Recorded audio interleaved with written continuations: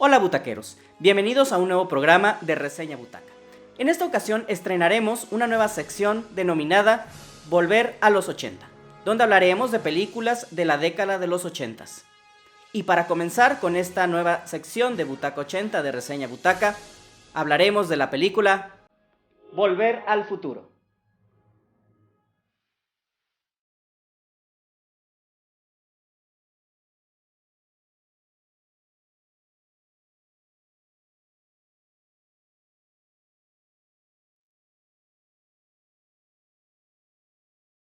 Esta película, dirigida por Robert Zemeckis y Bob Gale, nos cuenta la historia de Marty McFly, un adolescente amigo del Dr. Emmett Brown, un científico al que todos toman por loco.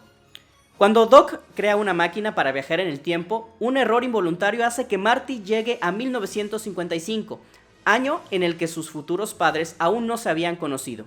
Después de impedir su primer encuentro, deberá conseguir que se conozcan y se casen, de lo contrario, su existencia no sería posible. Sin duda alguna, esta película ha marcado la diferencia de muchas otras películas de su estilo, iniciando principalmente por la temática de los viajes en el tiempo. Creo que es bien fácil identificar cualquier película o cualquier película pudiera estar basada o completamente contraria a esta película de Volver al Futuro. Podemos analizar si está bien hecha, podemos analizar si es lo más posible o científicamente lo más correcto hablar de esta teoría que tiene o que se maneja en la película de Volver al Futuro. Sin embargo, esto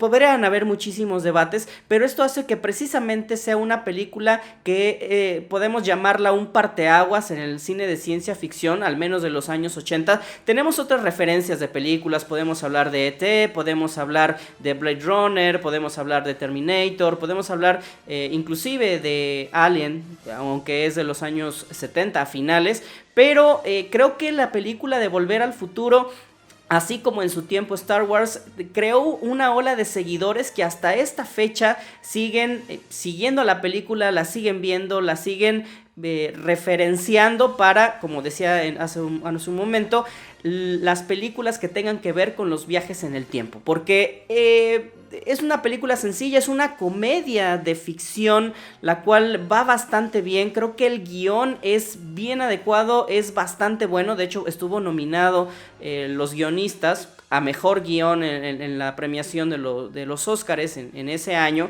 porque realmente es un guión fantástico, es una historia que se sale de los convencionalismos. Por ejemplo, hay anécdotas, podríamos hablar de 1000 datos curiosos o de 1000 anécdotas que no vienen ahorita al caso.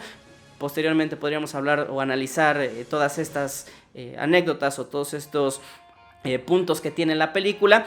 Pero creo que uno de los principales como puntos que hacen que la película haya funcionado fue arriesgar la historia a preguntarse qué pasaría si yo encontrara a mis papás o los conociera de cuando ellos eran jóvenes, qué comían, cómo vestían, qué música escuchaban. Muchas veces nosotros no nos imaginábamos que nuestros papás alguna vez fueron jóvenes y nada más tenemos la visión de ya como personas adultas, y esto es la principal temática que tiene la película, que pudiéramos decir, bueno, no, es que es el viaje en el tiempo, pero la realidad es cómo podemos ver a nuestros papás en una época anterior, antes que nosotros naciéramos o antes que se conocieran inclusive, y cómo ahora los podemos valorar, ahora los podemos interpretar. Obviamente todo esto en una situación ya como comedia y una situación de ciencia ficción con la temática de Volver al Futuro. Y uno de estos datos curiosos es que ningún estudio quería aventarse o arriesgarse, por así decirlo, a producir esta película, empezando por Disney, que era una de las principales opciones que tenían los productores Bob Gale y Bob Zemeckis, que bueno, también fueron los directores y el guionista, porque había una escena por ahí, o hay una escena donde hay una situación, digámoslo, incestuosa, porque el hijo se da un beso con la mamá, que nosotros lo vemos bastante, vaya, ahorita lo vemos como como bastante cotidiano o común, o que no nos espanta, por así decirlo. Digo, no, que no es que en todas las películas veamos este tipo de cosas, pero la temática y la razón y la comedia que usan lo podemos pasar completamente, si no desapercibido, pero con algo algo que no se ve mal. Pero en esa época era bastante dudoso esa escena, y por lo tanto fue rechazada esta idea por muchas productoras, hasta que Universal Pictures decidió aventarse y realizar esta película, que generó muchísimo ingreso en taquilla, que generó muchísimo fanservice, que generó muchísimos espectadores y una legión de personas que hasta la fecha, vuelvo a repetir, siguen estando pendientes de Volver al Futuro. Y no solo eso, sino que forma parte de su día a día. O muchas personas han decidido o han basado mucho de su trabajo por la película de Volver al Futuro. Es decir, muchos cineastas, muchos críticos, muchas personas al ver esa película decidieron tomar este camino del cine. Y vuelvo a repetir, completamente marcó un parteaguas en esta década de los 80s. Creo que es una de las películas, no puedo decir a lo mejor que es la película más definitiva o la película bandera de los años 80s. Sin embargo, creo que sí es una de las más completas, que aunque pudiéramos ponerle muchos errores, por ejemplo, creo que la interpretación es un poco exagerada, los actores son un poco exagerados en muchísimas cosas, no son las mejores actuaciones, vuelvo a repetir, porque no era la intención de la película, sino era la intención de la comedia, del guión, que vuelvo a repetir, es bastante bueno. La mezcla de sonido, los efectos de sonido también son bastante interesantes. De hecho, ganó un Oscar precisamente por los efectos de sonido y los efectos especiales que se manejaban. Y la aventura que nosotros vamos a tener con esta película es de verdad indescriptible. Creo que amada por muchos, odiada por muchos otros también, pero sin duda alguna no podemos pasarla por largo.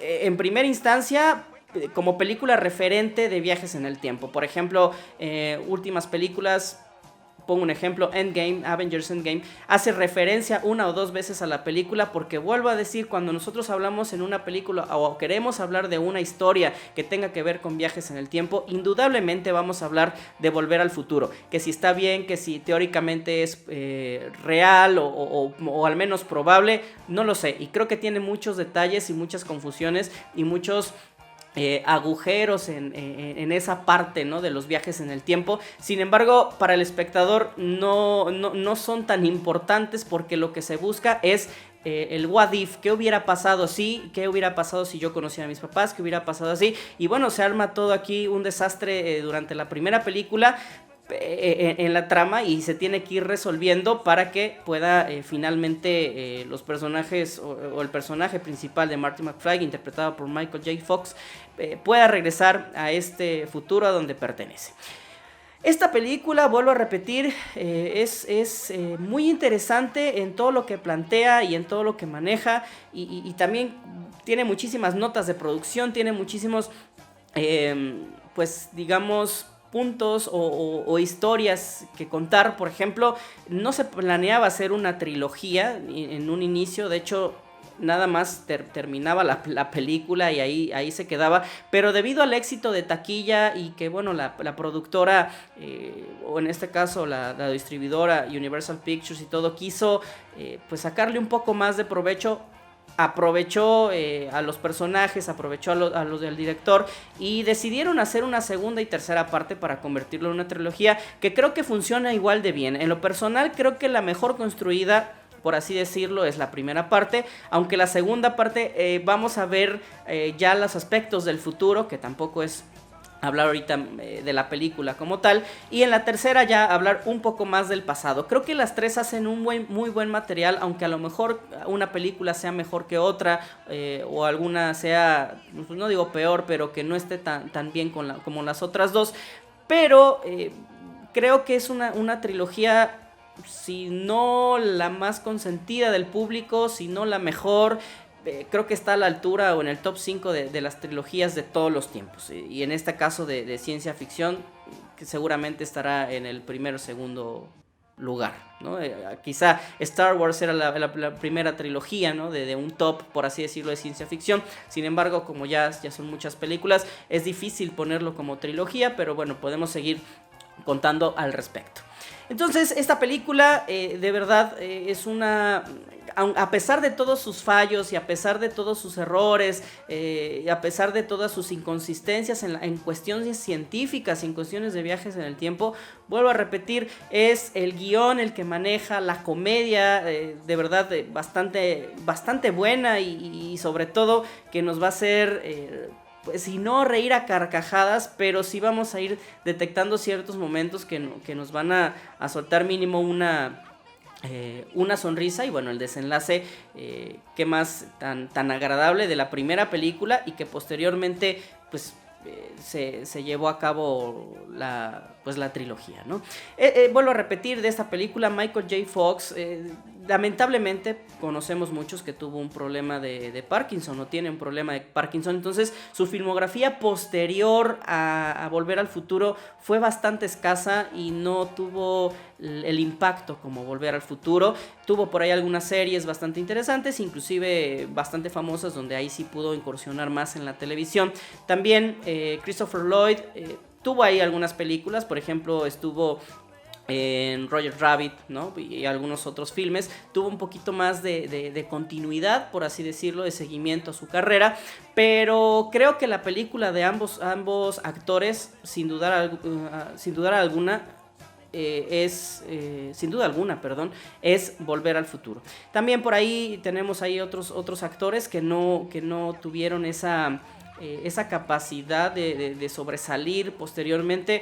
Sale Elijah Wood en una película, en la segunda película, en la parte 2, y bueno, pues él sí a lo mejor pudo continuar un poquito más con su carrera de actor, pero esto es lo que tenemos un poquito de la película de Volver al Futuro.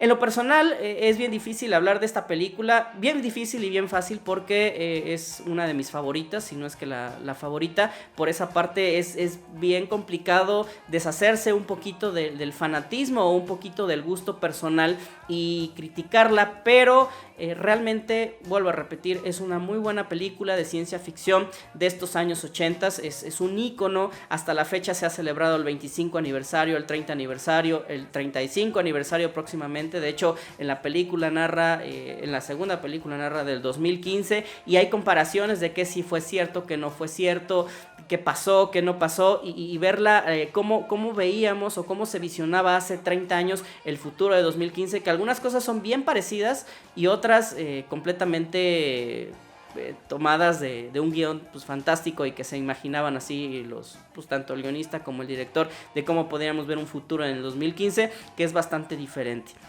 Pero vuelvo a decir, lo interesante de esta película y las virtudes que tiene es el guión, los efectos especiales, los efectos de sonido, y pues haberse arriesgado a contar esta historia que pues es del gusto de tanto chicos como grandes, y que no pasa de moda, por así decirlo. No es una película que a lo mejor la vemos y ya la sentimos viejita, quizá por la fotografía, quizá por cómo se conserva, etcétera, etcétera, pero pasan los años y sigue siendo una película bastante actual. De hecho, la vuelven a pasar en diferentes canales de televisión, en diferentes plataformas, y ahí está, y se conserva tan vigente como hace más de 30 años, ya casi 35 años, esta película, que ha dado pues mucho que hablar, que se sigue manteniendo, vuelvo a repetir, vigente de una manera como si la estuviéramos viviendo en sus inicios, y que pues creo que así estará durante muchos años más. Como punto también de hablar de Robert Zemeckis, es un director que él sí tuvo un poco más de trascendencia en cuanto a su quehacer cinematográfico, llamémoslo como director. Pues fue el encargado de Forrest Gump, también estuvo ahí con la película de Náufrago, entre otras películas que tiene. Incluso pues bastante actuales. Entonces él dio un poco más de fruto en cuanto a su quehacer, en cuanto a su pues, trabajo, ¿no? Independientemente que